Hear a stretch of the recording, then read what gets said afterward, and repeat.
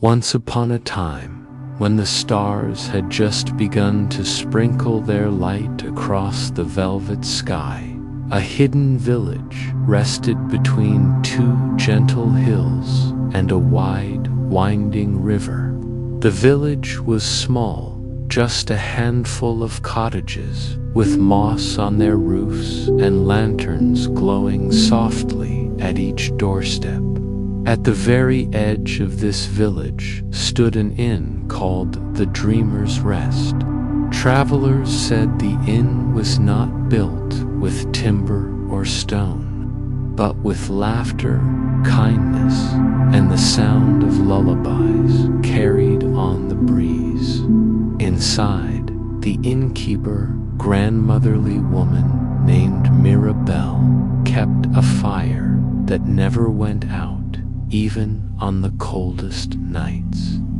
She had a voice as calm as falling snow and a smile that wrapped around weary travelers like a warm shawl.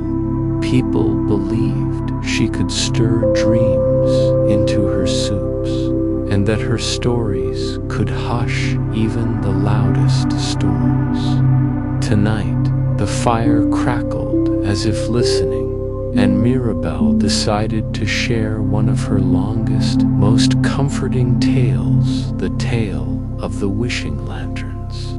Far beyond the hills and beyond the lavender meadows, there was a lake so wide that even the clouds leaned down to see their reflections. On its surface floated thousands of lanterns, each glowing softly, never dimming, never drifting too far. These were not ordinary lanterns. Each one carried a wish made with a quiet heart. The wish for safety, the wish for warmth, the wish for rest. In a nearby village, a young girl named Elara lay awake too often, her thoughts restless like sparrows before rain. One evening, unable to sleep, she walked to the lake's edge. There, she saw the lanterns swaying together, as if breathing in time with the night. One lantern in particular seemed to notice hurt drifted closer, its glow pulsing gently, like a heartbeat in the dark. Without thinking, Elara whispered, "I wish to feel at peace." The lantern flickered, and a trail of golden ripples spread across the water. A silver swan rose from the lake, its wings wide and soft as clouds. It bowed its neck and spoke in a voice low and steady. "Peace lives inside you, little one. Let me show you the way." Elara climbed onto the swan's back, and together they drifted over the glowing water.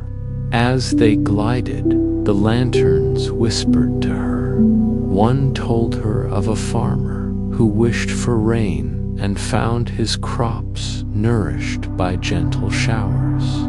Another whispered of a child who wished for her father's safe return, and how the stars guided him home. Elara felt these stories like warm blankets layered around her shoulders. The swan carried her farther, where the lake met a forest of silver birches. Fireflies blinked in slow rhythm, their light soft as sighs. "Each firefly," said the swan, "is a tiny keeper of dreams, guiding them to those who need them most." The fireflies formed patterns in the air stars, moons, hearts before, drifting down to rest on Elara's hands. Their glow was faint but steady, and she felt her heart quieting with every breath. They moved deeper into the forest, where the ground turned to soft moss and streams sang in low, drowsy voices. A fox with fur the color of dawn padded to their side. "Follow me," it said gently, "to the garden of forgotten worries."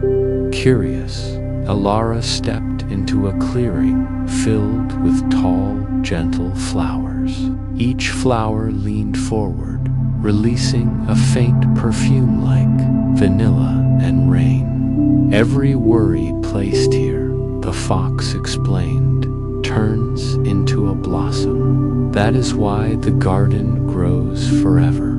Ilara placed her restless thoughts, her unease, her sleepless nights into the earth.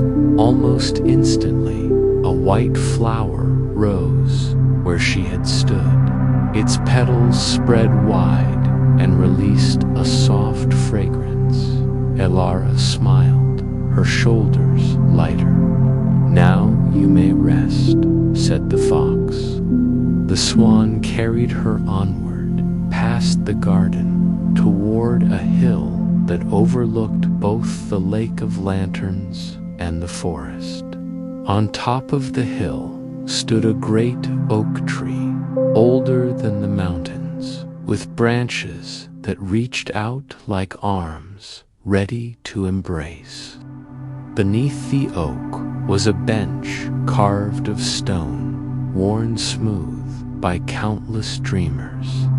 Ilara sat there, the swan beside her, the fox curling at her feet.